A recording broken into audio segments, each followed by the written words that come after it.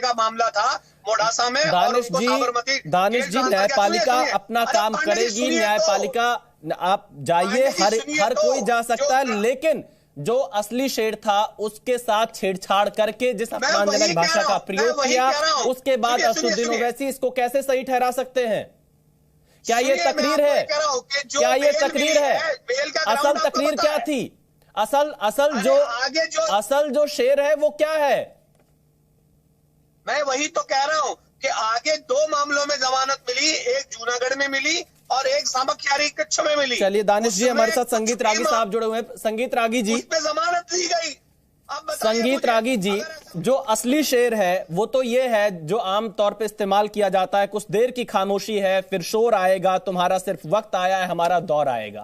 लेकिन सलमान अजहरी ने तुम्हारा शब्द की जगह जिस अपमानजनक भाषा का प्रयोग किया, वो असदुद्दीन ओवैसी को गलत क्यों नहीं लग रहा है?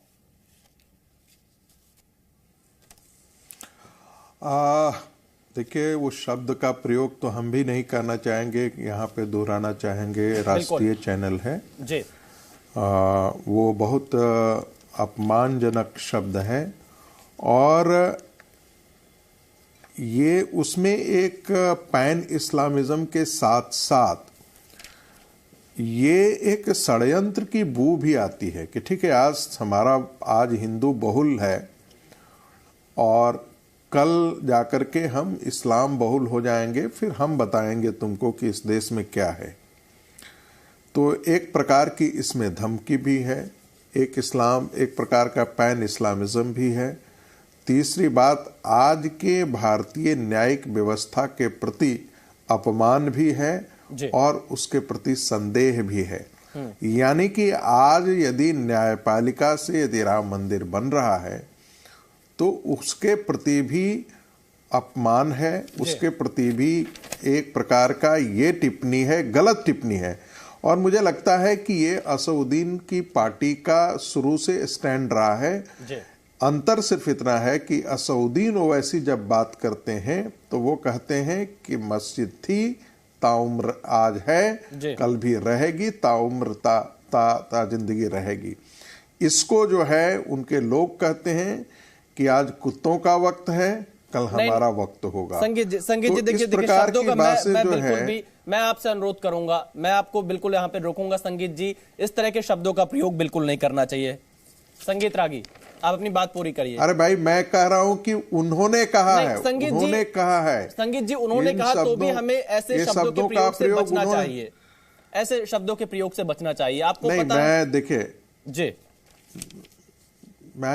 मुझे अपनी बात खत्म करने दीजिए। इस प्रकार की, इसलिए मैंने शुरू में कहा था, इस प्रकार की गाली गलौज की भाषा यदि कोई करेगा तो उम्मीद क्या करते हैं कि उसके हाथों में हथकड़ियां नहीं होनी चाहिए।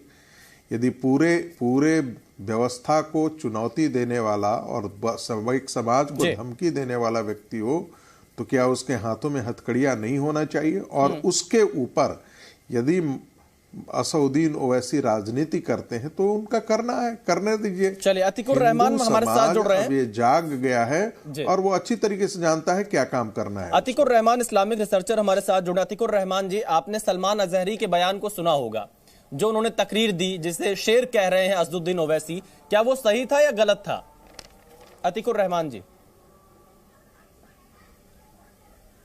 देखिए, जो बात कही जा रही है वो इजराइल के मुताल्लिक कही गई बात है और पूरी तरह से इजराइल ने जो कुछ भी किया है आज गाजा के ऊपर, हम उसको 101% सही मानते हैं। संगीत रागी जी उसको अगर इंडिया के कॉन्टेक्स्ट में कोट करना चाह रहे हैं तो संगीत रागी जी आपको इसको ठीक और सुधार करना पड़ेगा। दूसरी बात, मैं बिल्कुल आपके फेवर में हूं कि जो कोई इन शब्दों का इस्तेमाल करता है उसको जेल की सलाखों के पीछे होना चाहिए। उस व्यक्ति को भी जिसने कहा था कि गाड़ी के नीचे कुछ कुत्ते के पिल्ले अगर आ जाते हैं तो उसमें गाड़ी चलाने वाले का क्या कसूर है। किसने कहा था? नाम अगर जानना चाहते हैं तो मैं नाम भी बता सकता हूं। उसको भी सलाखों के पीछे होना चाहिए। और इंडियन कॉन्टेक्स्ट के अंदर बगैर किसी वजह के अगर इस तरह का कोई प्रयोग करता है भाषा का, तो उसकी अगर कोई जगह है तो सलाखों के पीछे। Have I made myself clear? Atikur Rahman जी, लेकिन ओवैसी तो प्रधानमंत्री मोदी का डर दिखा रहे हैं मुस्लिमों को। उनके भाषण आपने सुने? जी, डर किसका दिखाया जा रहा है? जो खुद डरा हुआ है। अतिकुर रहमान जी कैसी बात कर रहे हैं? उसका डर दिखाया जा रहा है। और बात कर रहे हैं और पब्लिक उनके बहकावे में क्या आ जाएगी? नहीं, अतिकुर रहमान जी, आप प्रधानमंत्री नरेंद्र मोदी के बारे में कैसी बात कर रहे हैं? खुद डरा हुआ है। अतिकुर रहमान जी, अपने शब्दों को सुधारिए। वो देश के प्रधानमंत्री हैं। लीडर क्यों किसी को डराएगा? अतिकुर रहमान जी देश के प्रधानमंत्री हैं। वो देश के प्रधानमंत्री हैं, सेकंड टर्म प्रधानमंत्री बने हैं, बहुमत के साथ प्रधानमंत्री बने, जनता ने उनका सहयोग किया है। प्रधानमंत्री शुड वॉक द टॉक ना। कई राज्यों में उनकी सरकार है, उनके नाम पर बीजेपी को वोट मिल रहा है, जनता उनको प्यार कर रही है। आपको ये चीज समझ में नहीं आ रही, आप डराने का प्रयास कर रहे हैं। नहीं, एक सेंटेंस और मेरा सुन लीजिए बराए मेहरबानी। जो व्यक्ति प्रधानमंत्री आज है, हम उनका सम्मान करते हैं। उसी प्रधानमंत्री ने अयोध्या के मंदिर के उद्घाटन में सुप्रीम कोर्ट का सम्मान करते हुए उसका धन्यवाद किया। तो आज अगर इलेक्टोरल बॉन्ड सस्पेंड कर दिए गए हैं तो प्रधानमंत्री क्या उसका धन्यवाद? अतिकुर रहमान जी, यही कमी है, आपके पास मुद्दे नहीं है। आप लोगों के पास प्रधानमंत्री के बयानों को लेकर कोई मुद्दा नहीं बचता है, तो इसलिए आप इधर की बात करेंगे, उधर की बात करेंगे। आप कभी डराने की बात करेंगे, कभी धमकाने की बात करेंगे। हम तो देशद्रोही हैं भाई, हम तो आतंकी हैं, हम तो देशद्रोही हैं। रहमान जी, क्यों इतनी नफरत क्यों भर रही है आपके अंदर? इतनी नफरत क्यों है? कौन किसको डराएगा भाई? अतिकुर रहमान जी, इतनी नफरत कहां से आप ला रहे हैं अपने अंदर? आप सम्मानित नागरिक हैं भारत के। ये है मुद्दे अतिकुर रहमान जी, आप भारत के सम्मानित नागरिक हैं। आप अपने लिए ऐसी भाषा का प्रयोग मत करिए, मेरा अनुरोध है आपसे। यस। अब आप मुद्दे की बात पे आए तो मुझे दो अल्फाज कहने दीजिए। नहीं, आप अपनी बात पूरी करिए, आप अपनी बात पूरी करिए, लेकिन मैं आपसे बस इतना अनुरोध करूंगा, देश के प्रधानमंत्री के लिए आप किसी भी अपशब्दों का प्रयोग मत करिए। प्रधानमंत्री नरेंद्र मोदी बहुत ही निडर हैं, बहुत ही मजबूत है और बहुत अच्छी तरह से भारत की नीतियों को देश दुनिया में रख रहे हैं। आप अपनी बात पूरी करिए। मैं आपसे वादा कर रहा हूं जी कि प्रधानमंत्री श्री नरेंद्र मोदी जी के लिए मेरे लफ्ज में कोई अपशब्द नहीं रहेगा। मेरा ये वादा है आपके साथ। जी, आप अपनी बात पूरी मैं करिए। आपको बताना चाह रहा हूं कि हमने ना ही संविधान को पढ़ा है बल्कि हमारे स्टूडेंट्स को पढ़ाया है। संविधान की जानकारी रखने वाला जब अपने हाथों से देखेगा कि संविधान का गला घोटा जा रहा है तो मेरा क्या कर्तव्य नहीं बनता है मेरे स्टूडेंट्स के प्रति कि मैं आगाह करूं, पूरे देश को आगाह करूं कि ये व्यक्ति इस संविधान का गला घोटने जा रहा है। देश को बचा लो, संविधान को बचा लो। चलिए विजय शंकर तिवारी जी भी हमारे साथ जुड़े। विजय शंकर तिवारी जी, अतिकुर रहमान कह रहे हैं कि संविधान का गला घोटा जा रहा है।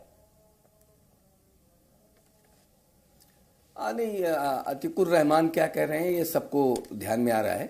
और सबसे बड़ी बात ये ओवैसी साहब जो बात कर रहे हैं मुसलमानों को भयभीत करने की और डराने की जो बात कर रहे हैं, ये इनकी परिवार में परंपरा से चलाया हुआ है। इस देश का जो बंटवारा हुआ 1947 में, वो मुसलमानों को डर दिखा के तो किया गया। ये पीड़ित हैं, पीड़ित दिखाकर देश का बंटवारा कर दिया गया है। और उसी परिवार के निजाम के सानिध्य में रहने वाला, और वो निजाम कहता है कि हैदराबाद से हिंदू बीन कर देंगे हम। ये उनका है। और अभी भाषण की बात हो रही है, अजहरी जेल के अंदर चले गए। अभी बरेली में तौकीर रजा ने भाषण दिया, और तौकीर रजा ने भाषण के कारण हल्द्वानी में कितने हिंदुओं के घर ध्वस्त हो गए, कितने हिंदुओं के परिवार लूट गए, कितने हिंदू परिवार अस्पतालों में जूझ रहे हैं। तो ये भाषणों का ही मामला है। मैं कहता हूं कि पीड़ित हो करके और देश के सामने प्रस्तुत करना ये इनकी मंशा रहती है। लेकिन इसी प्रकार के भाषणों से इनको ध्यान में होगा अतिकुर रहमान साहब को कि कन्हैया कुमार का गला काटा गया था इसी प्रकार के भाषणों के कारण। इसी प्रकार के भाषणों के कारण उमेश कोले का भी उनको गोली मारी गई थी। देश में ऐसे सैकड़ों घटनाएं मिल जाएंगी आपको, ऐसे ही भाषणों के कारण है। हम कहते हैं आज आप क्यों नहीं बोल रहे बंगाल के वो जो बहनों को उठा करके ले जाते हैं, बलात्कार करते हैं, उस पर बात क्यों नहीं करते हैं? देश में सैकड़ों घटनाएं हैं जहां इसी प्रकार के भाषणों के कारण हिंदुओं को अपना नुकसान उठाना पड़ रहा है। हम कहते हैं देश का जो संविधान है, अगर संविधान अपना काम कर रहा है तो संविधान को आप टारगेट कर रहे हैं। यानी जिस संविधान के कारण, जिन धाराओं के कारण अजहरी को बंद किया गया, आज आप उस संविधान को टारगेट कर रहे हैं। चलिए मैं राशिद शरीफ के पास चलता हूं। राशिद शरीफ जी, आपसे भी यही सवाल है। सलमान अजहरी का आपने बयान सुना, वो शेर सुना जो उन्होंने तोड़ मरोड़ कर जिस शेर को पढ़ा है, वो गलत है या सही है? पहले आप इसी चीज का जवाब दीजिए। बिल्कुल, उतना तो शेर मेरे को मालूम नहीं है सर, वो तोड़े या मरोड़े क्या करे भाई, जो भी। अब अगर इन्होंने जो बात बोले हैं वो किसी को बोले हैं तो वो बिल्कुल गलत, किसी को टारगेट करके बोले हैं तो वो बिल्कुल गलत। हमारे योगी जी को ऐसो एक रेप करो तो 100 को करेंगे, एक को मर्डर करे तो 100 को, उनका तो कुछ बात भी नहीं करते। पर आज सीएम बन के बैठे हुए हैं उत्तर प्रदेश के, उसकी बात ही नहीं होती। राशिद जी, आप नवजीत राणा जो है पार्लियामेंट में, राशिद जी मैं आपको रोकूंगा, राशिद जी मैं आपको रोकूंगा। आप किसी के बयान को तोड़ मरोड़ कर पेश मत करिए। तो ये बोलना पड़ेगा। ये आपके निजी विचार हो सकते हैं, आप किसी के बयान को तोड़ मरोड़ कर पेश मत करिए। नहीं, कोई तोड़ना नहीं, आप कोई किसी को तोड़ने की जरूरत नहीं। राशिद जी, आप बयान को तोड़ मरोड़ कर पेश मत करिए। विशाल जी, अगर आज मैं बताता हूँ आपको, आज हमारी बीजेपी से कोई लड़ाई नहीं।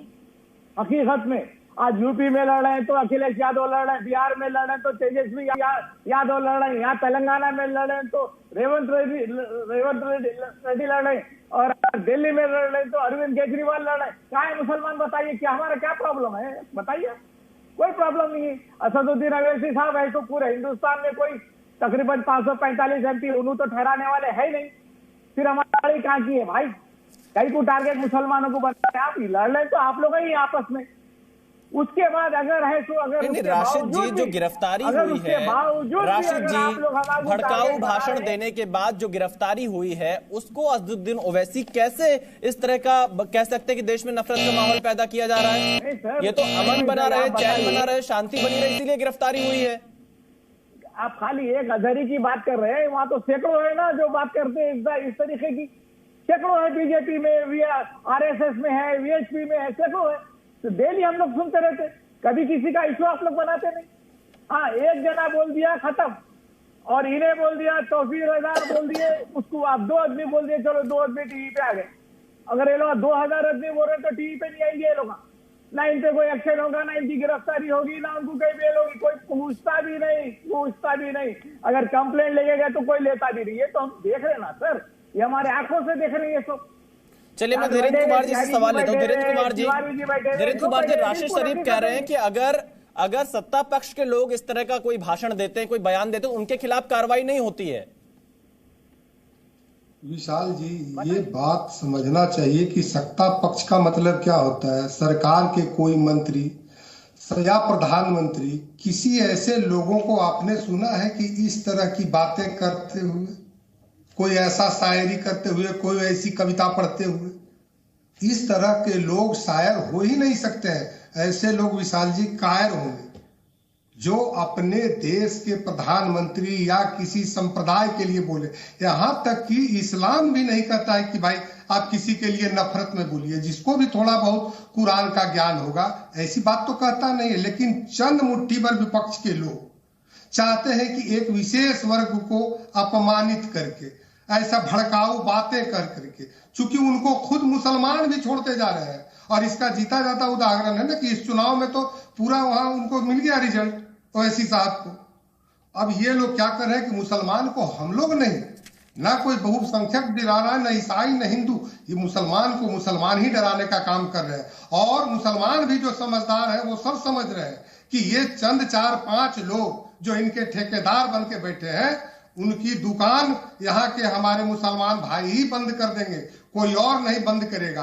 एक एक चुनाव ये लोग हारते जा रहे हैं। और आने वाले समय में ये जो नफरत फैलाने वाले तथाकथित मुस्लिम और इस्लाम के नेता है ना, इनकी दुकानें भी बंद हो जाएगी। और जब अपने पर बारी आती है विशाल जी, तो ये कहते हैं कि संविधान खतरे में। अरे भाई, सबसे पहले तो आप संविधान में आपके 2 हैं, आप एक संविधान पे। धीरेन्द्र कुमार जी, मैं फिर आऊंगा। मैं दानिश जी के पास चलता हूँ। AMIM के नेता भी हमारे साथ जुड़े हुए। दानिश जी, मुसलमानों को एक डर दिखाया जा रहा है प्रधानमंत्री मोदी के नाम पर। तमाम राजनीतिक दल, आपकी पार्टी भी डर दिखाने का प्रयास कर रही है, लेकिन उन्हीं प्रधानमंत्री नरेंद्र मोदी का मुस्लिम देश बहुत खुलकर स्वागत कर रहे हैं। अभी आपने यूएई की यात्रा देखी होगी, अबू धाबी में कैसे उनका स्वागत हुआ, कतर गए वहां पर उनका बहुत गर्मजोशी के साथ स्वागत किया गया। वो तस्वीरें भी मैं आपको दिखा देता हूं, आप ये देखिए किस तरह से कतर के जो अमीर हैं वो गले मिलकर प्रधानमंत्री मोदी का स्वागत कर रहे हैं। यह भी एक इस्लामिक देश है, इस्लामिक देश मोदी का सम्मान कर रहे हैं, उनसे मुलाकात कर रहे हैं, लेकिन भारत में आप उनके नाम का डर दिखाकर राजनीति कर रहे हैं। देखिए, सबसे पहले तो मैं दो बातें बताऊंगा कि एक तो रागी साहब ने जो बात कही मैं उस पर आपको बताऊंगा। नहीं, मैं रागी साहब के बयान पर आऊंगा, पहले मेरे सवाल का जवाब दे दीजिए। दानिश कुरैशी जी, मैंने आपको तस्वीरें दिखाई और जिस तरह से आप लोग मुस्लिमों को डराकर राजनीति करने का प्रयास कर रहे हैं। सुनिए, मैं आपको वही बता रहा हूँ कि क्या राजनीति है, वही मैं आपको बता रहा हूँ कि दिक्कत क्या है कि ये दिखाने की कोशिश है कि असदुद्दीन ओवैसी जो है बहुत भड़काऊ भाईजान है, बहुत ये प्रॉब्लम है।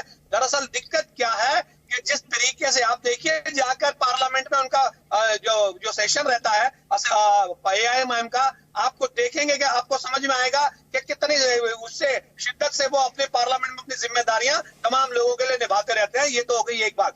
दूसरी बात, तिवारी जी जो बातें कर रहे हैं कि इसने मारा उसने मारा, उसी राजस्थान के अंदर में कन्हैयालाल तो इनको याद है, अफसोस है कन्हैयालाल का, लेकिन इनको वो याद नहीं है कि शंभूनाथ रैगर भी था जिसने एक मजदूर को बुलाकर मार डाला था। इस देश में ये भी हुआ कि ट्रेन के अंदर में एक पुलिस वाला जो आतंकवादी स्वरूप निकला, उसने सिर्फ नाम पूछ के मार दिया और ये कहा कि दो लोगों का नाम दिया, एक राष्ट्रीय नेता का और एक राज्य स्तर के नेता का, कि इनको वोट दीजिएगा और इनको गोली मारिएगा। ये क्या आपने नहीं देखा? अब आप मुझे ये बताइए कि किस मुंह से जाकर वो उनसे जवाब मांगते होंगे कि भाई हमें ये बताइए कि भाई कहीं ट्रेन में कोई गोली मार देता है, कहीं कोई शंभूनाथ रैगर को बुला के ला के मार देता है। अगर जेल की बात आती है तो हजारी साहब की बात आती है तो वो जेल में डाल देते हैं, लेकिन गुजरात के अंदर में अगर दूसरे किस्से बनते हैं और दूसरी तरफ के जो लोग हैं वो लोग बात करते हैं तो नहीं होता। दानिश कुरैशी जी, देखिए दानिश कुरैशी जी, प्रधानमंत्री मोदी को जो सम्मान मुस्लिम देशों में दिया जा रहा है वो शायद आप लोग देख नहीं पा रहे हैं या देखकर अनदेखा कर रहे हैं और यहाँ मुसलमानों को डराने का प्रयास कर रहे हैं। कतर, यूएई जैसे देशों में उनका सम्मान किया गया। खैर, मैं संगीत रागी कुछ कहना चाह रहे हैं, मैं उनके पास चलता हूँ, फिर आपके पास आऊंगा। जवाब दो। आपने दिया नहीं, मैंने आपको पूरा मौका दिया। मैं जवाब दूं, जल्दी से। सुनिए, यहाँ सवाल ये है कि वो जो सम्मान है ना वो प्रधानमंत्री पद का है, वो देश का है। मोदी जी का व्यक्तिगत कुछ भी नहीं है उसमें, एक बात समझ लिया। दानिश जी, 2015 में पहली बार किसी प्रधानमंत्री ने यूएई की यात्रा की, वो नरेंद्र मोदी थे 30 साल बाद।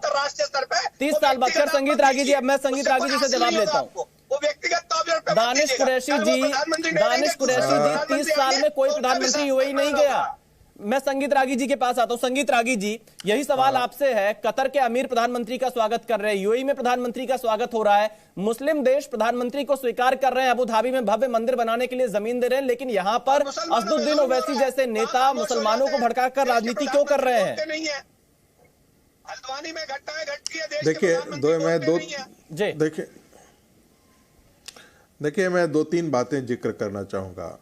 सबसे पहले तो जो कतर है या हम अबू धाबी की बात करें, वहाँ पर भारत का कोई अन्य प्रधानमंत्री ऐसा करने की हिम्मत भी नहीं दिखाता। यदि ये सब कुछ संभव हो सका है तो मैं फिर दोहरा करके कह रहा हूँ, जोर दे करके कह रहा हूँ, यदि यह सब कुछ संभव हो पाया है तो सिर्फ और सिर्फ नरेंद्र मोदी जी के कारण हुआ है। उनका विजन, उनकी डिप्लोमेसी, उनके काम करने का तरीका और 140 करोड़ भारतीयों के स्वत्व को जगा करके पूरी दुनिया में प्रतिस्थापित करने के कारण दुनिया आज भारत का लोहा मान रही है और यही कारण है कि वहाँ ये सब चीज़ें बदलाव आ रहा है। दूसरी बात मैं कहना चाहूँगा, कतर जैसा देश में जहाँ पर हमारे नौसैनिक जो है वो फांसी की सज़ा से जूझ रहे थे, उनको फांसी की सज़ा हो गई थी, उनको वहाँ से मुक्त कर दिया गया है, अपराध रहित कर दिया गया है, दोष मुक्त करके छोड़ दिया गया है। ये इतनी बड़ी डिप्लोमेटिक विजय है जिसे भारत की मीडिया ने, मैं नहीं कहूँगा कि इग्नोर किया है, लेकिन जितनी उस पर चर्चा होनी चाहिए थी वो नहीं हो पाई है। तीसरी बात, एक कहा जाता है, हमारे यहाँ कहा जाता है कि ये नए नए मुसलमान हैं और नया मुसलमान ज़्यादा प्याज खाता है। आप देखेंगे कि भारत के मुसलमान जो हैं वो कोई सऊदी अरब से नहीं आए हैं। हमारे ही हिंदू जो कायर थे, जो डरते या लालच में अपनी इज्जत की गिरवी रख करके इस्लाम को धारण कर लिए, वही मुसलमान जो है वो आज ज्यादा प्याज खाते हैं। इन लोगों को समझा क्यों नहीं पा रहे हैं? फिर जो असदुद्दीन ओवैसी कह रहे हैं कि डर का माहौल पैदा किया जा रहा है, एक डर की बात कहां से आ रही है अगर सब कुछ ठीक चल रहा है जैसा आप बता रहे हैं? डर का माहौल, देखिए, डर का माहौल कांग्रेस पार्टी के राजनीति के लिए मुफीद था। वही असदुद्दीन ओवैसी आज के दिन में कांग्रेस पार्टी से मुसलमानों के वोट को छीनने के लिए और मुस्लिम राजनीति को, जिन्ना जैसी राजनीति को प्रतिष्ठापित करने के लिए स्वतंत्र भारत में मुसलमानों के प्रति ज्यादा से ज्यादा मुस्लिम आवाज को रैडिकल भाषा में अतीकुर रहमान जी से जवाब देता हूं। अतीकुर रहमान जी, यही कारण है कि इस प्रकार को मुसलमानों को जब तक डर दिखा रहे हैं तभी तक उनकी राजनीति सुरक्षित रहेगी। जिस दिन मुसलमानों के डर मन से डर चला गया, न कांग्रेस सुरक्षित रहेगी, न इस देश का विपक्ष सुरक्षित रहेगा। राजनीति है जो मुसलमानों को डराने का प्रयास कर रही है? संगीत रागी के सवाल का जवाब। जी देखिए, संगीत रागी जी ने बड़े अच्छे पॉइंट यहां पर रखे हैं। मैं थोड़ा सा उसके ऊपर और रोशनी डालने की कोशिश करता हूं। संगीत रागी जी कतर की तारीफ कर रहे हैं, यूएई की तारीफ कर रहे हैं, और इन्होंने ये भी कहा कि प्रधानमंत्री का ये एक इंडिविजुअल अचीवमेंट है जो इतनी इज्जत प्रधानमंत्री को मिलती है। हम इससे इस बात से सहमत नहीं हो सकते। इसलिए नहीं सहमत हो सकते कि किसी भी मुल्क के अंदर अंतर्राष्ट्रीय तौर पर जो भारतीय अपना खून पसीना बहाकर अपनी इमेज और अपने देश की इमेज और अपने तिरंगे की इमेज जो बनाते हैं, उसके बनिस्बत वो मुल्क, हमारे प्रधानमंत्री, चाहे उस वक्त का कोई भी प्रधानमंत्री हो, उसको उस तरह की इज्जत देता है। पहली बात। दूसरी बात, संगीत रागी जी, एक कॉन्ट्रडिक्शन है आपकी बात के अंदर। आप हर डिबेट के ऊपर ये बात को उजागर करने की कोशिश करते हो, कुरान के एक एक सेंटेंस को और एक एक आयत को कोट करके ये बताते हो कि कुरान आतंकवाद सिखाता है। तो मैं आपसे पूछना चाहूंगा कि ये यूएई के अरब्स और कतर के अरब्स क्या वही कुरान नहीं पढ़ते हैं जो हिंदुस्तान में कुरान पढ़ा जाता है? पहले तो आप माफी मांगिए और अपने अल्फाज वापस लीजिए और केरला के गवर्नर से कहिए माफी मांगने के लिए, क्योंकि उन्होंने भी इस बात को कहा था कि कुरान के अंदर आतंकवाद पढ़ाया जाता है। देखिए अतीकुर रहमान जी, ये कॉन्ट्रडिक्शन खत्म होना जरूरी है। इस डिबेट को किसी और दिशा में ले जाने का प्रयास बिल्कुल ना करें। कुरान आपकी धार्मिक ग्रंथ है, ठीक है, आपकी मर्जी। आप खुद भी सम्मान करिए और भी लोग सम्मान करेंगे। इस तरह का मैं मंच नहीं दे सकता हूं। जो मुद्दे पर बात है उस पर बातचीत करिए। नहीं, अतीकुर रहमान जी फायर देंगे संगीत रागी जी को, क्योंकि संगीत रागी जी फंस जाएंगे इस सवाल। अतीकुर रहमान जी, ठीक है, आपका कवरिंग फायर आपको नहीं अतीकुर रहमान जी नहीं, बचा लिया। कोई नहीं, मैं किसी को मंच नहीं दूंगा, ना संगीत रागी जी को, ना आपको। मैं किसी भी धार्मिक ग्रंथ के से संबंधित ऐसे बातचीत पर मैं कोई मंच नहीं दूंगा। आप मुद्दे पर रहिए। कर चुके हैं ना अतीकुर रहमान जी, आप मुद्दे पर रहिए। अगर वो करने, इस शो में अगर वो करने का प्रयास करेंगे तो मैं उन्हें भी रोकूंगा। अतीकुर रहमान जी, अपनी बात पूरी करिए। अच्छी बात है, लेकिन आइंदा भी रोकना पड़ेगा। अतीकुर रहमान जी, मैं अपनी जिम्मेदारी ले सकता हूं, मैं अन्य किसी की जिम्मेदारी नहीं ले सकता। फिलहाल आप मुद्दे पर रहिए। संगीत रागी जी ने मेरे शो में अभी इस तरह की कोई बात नहीं की। आप मुद्दे पर रहिए जी। वेरी गुड, वेरी गुड, ठीक है। एक और पॉइंट फिर आ जाइए। अभी विजय शंकर तिवारी जी ने कहा कि मुसलमानों की स्पीचेस की वजह से अतीकुर रहमान जी मुद्दे पर क्यों नहीं रह रहे हैं? मुसलमानों को कौन डराने का प्रयास कर रहा है? आप इधर उधर की बात करेंगे, मूल मुद्दे से गायब हो जाएंगे, उसके बाद कहेंगे कि मुस्लिम डर में है। उसी पर आ रहा हूं। नहीं आ रहे हैं अतीकुर रहमान जी, नहीं आ रहे हैं। मुसलमानों की स्पीच की वजह से, मुसलमानों की स्पीच, विजय शंकर तिवारी जी ने कहा ना कि मुसलमान लीडरान की स्पीचेस की वजह से हिंदू भाई मारे गए, एग्जाम्पल भी दिए। तो मैं उनसे पूछना चाहूंगा, 100 से ज्यादा मुसलमानों की किलिंग हो गई, लिंचिंग हो गई, वो कौन से हिंदू की हेट स्पीच की वजह से हुई? क्यों मारा आपने 100 से ज्यादा मुसलमानों को? जय श्री राम के नाम पे मारा, गौ हत्या के नाम पे मारा, वो हेट स्पीच नहीं थी। विजय शंकर तिवारी जी, दे दीजिए ना। विजय शंकर तिवारी जी जवाब दीजिए। विजय शंकर तिवारी जी, मैं दे रहा हूं। हिंदू के नाम से, हिंदुओं के भाषण से एक भी मुसलमान की हत्या नहीं हुई, एक बात ये होगी। और दूसरा, जो जय श्री राम के नाम पर इस प्रकार का ये नैरेटिव बनाने की कोशिश कर रहे हैं, तो हमने उस नैरेटिव पर काम किया तो 256 ऐसी घटनाएं निकली जहां पर जिनके साथ कोई घटना घटी थी उन्होंने कहा ये जय श्री राम का तो विषय ही नहीं था, कोई रिक्शे का मामला था, कोई किराया देने का मामला था, तो उस झूठे मामले को इन्होंने इस प्रकार से पोता गया था। ये सारे देश के सामने, मीडिया के सामने विथ फैक्ट्स मैंने रखा था। अभी आपने एक आपने बात कही कि आप इनको समझा क्यों नहीं पा रहे हैं, तो दरअसल विशाल जी, हमने वो शास्त्र नहीं पढ़ा जो इनको समझाने वाला है, वो शास्त्र इन्हीं के पास है। वो शास्त्र यही जानते हैं कि इनको कैसे समझाना चाहिए। हमारे शास्त्र में हम जब जिस शास्त्र की बात करते हैं वो इनको समझ में नहीं आता है। वो चाइना के पास वो शास्त्र है, वो उनकी इज्जत भी करते हैं। अतिकुर रहमान जी चाइना की बहुत इज्जत करते हैं, बार बार में चाइना की बात करते हैं, तो उनके पास वो शास्त्र है जो इनको समझा लेते हैं और ये उनको इज्जत करते हैं। हम लोग वो शास्त्र नहीं समझा पाते हैं। अभी भागलपुर में 2-3 दिन पहले सरस्वती पूजा में मुसलमानों के पूरे ग्रुप ने उस पर पत्थरबाजी की। यानी ये मुहर्रम का जुलूस निकालेंगे तो भी पत्थरबाजी करेंगे, और हम हनुमान जयंती करेंगे तो भी पत्थरबाजी करेंगे, हम रामनवमी की यात्रा निकालेंगे तो भी पत्थरबाजी करेंगे। भाई ये कौन सा भय है और कौन सा डर है, कौन पीड़ित है? मैं ये कहना चाह रहा हूं अतिकुर रहमान जी कि ये पीड़ित होने का जो नाटक, ड्रामा, नैरेटिव, अतिकुर रहमान जी बंद करना चाहिए और असलियत जो है वो सबके सामने आनी चाहिए। अतिकुर रहमान जी यही सवाल है, कब तक मुस्लिमों को डर दिखाया जाएगा, कब तक? ठीक है, अगर मुसलमानों को मुस्लिम लीडर्स डर दिखा रहे हैं तो ये जो जगह जगह खोद कर शिवलिंग निकाला जा रहा है और मुगलों के नाम पे गाली दे कर कहा जा रहा है कि बदला लिया जाएगा, ये कौन सा डर है भाई? अरे देखो, ये तो विशाल भाई हर मामले में आप कवरिंग फायर देंगे तो कैसे चलेगा भाई? विजय शंकर तिवारी जी दे सकते हैं अपना जवाब। अतिकुर रहमान जी, आपको कवरिंग फायर देने की जरूरत नहीं है। आप शिवलिंग, डर की बात है ना, हम सब पूजा तो करते अगर हैं, मुसलमान डर दिखा रहा है, मुसलमान लीडर डर दिखा रहा है, आपकी इस भाषा पर आपत्ति है। मैं संगीत रागी से इस पर जवाब लूंगा, आप अपनी बात पूरी करिए। अरे आरएसएस चीफ ने कहा है कि खोद के शिवलिंग ना निकालो। मैं नहीं कह रहा हूं विशाल जी, चलिए संगीत रागी जी जवाब दीजिए। संगीत रागी जी कि हिंदुओं को खोद के शिवलिंग ढूंढने की कोशिश अतिकुर रहमान जी, मैं आपको इस पर रोकता हूं। संगीत रागी जी अपना जवाब दीजिए। देखिए, दो बात, एक तो सरदार वल्लभ भाई पटेल ने भी कहा था कि जो माइनॉरिटी इस देश पर विभाजन थोप दे उसे डरा हुआ माइनॉरिटी तो मत ही कहिए, उसे कमजोर माइनॉरिटी तो नहीं मिसकोट कर रहे हैं आप। 70 साल में भारत का मुस्लिम, फिर मुझे अपनी बात बोल रहे हैं, प्लीज देखिए, आप अपनी बात कह चुके बहुत सारी चीजें, प्लीज आपसे ज्यादा मैं पढ़ा हूँ, आपसे कम नहीं पढ़ा हूँ, प्लीज ये बदतमीजी आप रोकिए।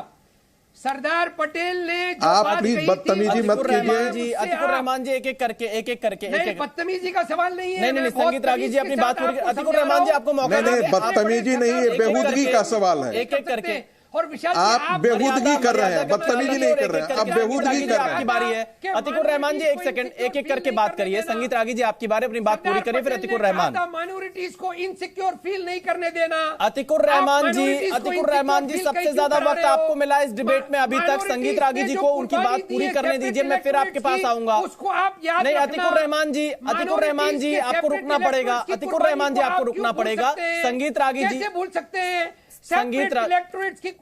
विजय शंकर तिवारी जी, आपसे यही सवाल है कि आखिरकार क्यों जो आपने सवाल उठाया कि मुस्लिमों को डराकर ये लोग राजनीति क्यों कर रहे हैं इस समय, इसके पीछे की वजह क्या है? असदुद्दीन ओवैसी इस तरह के भड़काऊ भाषण क्यों दे रहे हैं?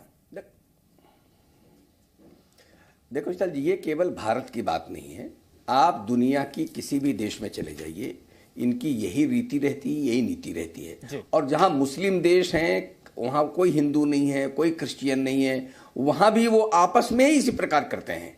आप बताइए, पाकिस्तान में चले जाइए तो अहमदियों के साथ तो वो कर रहे हैं, आप दूसरे देशों में चले जाइए तो शिया सुन्नी लड़ रहे हैं, अगर भारत में कुछ नहीं है तो भारत में हिंदुओं के खिलाफ लड़ रहे हैं। ये इनकी रीति नीति है, ये इनकी शिक्षा है और इसी शिक्षा पे ये काम कर रहे हैं। मुझे लगता है कि इनकी शिक्षा से अवेयर होना हमारा बहुत जरूरी है कि किस प्रकार से ये भारत में आकर के जनसंख्या बढ़ा करके और देश में जो पाकिस्तान बनाने के समय पहले जो परिस्थितियां पैदा हुई थी वही परिस्थितियां पैदा करने की कोशिश वो वैसी भी कर रहे हैं, और वैसी के साथ जैसे और अन्य भी जो हमारे अजहरी और तौकीर रजा ऐसे लोग। हाँ जी राशिद जी आप जवाब देना चाहेंगे। और इसी के साथ सवाल यह है कि डर की राजनीति क्यों?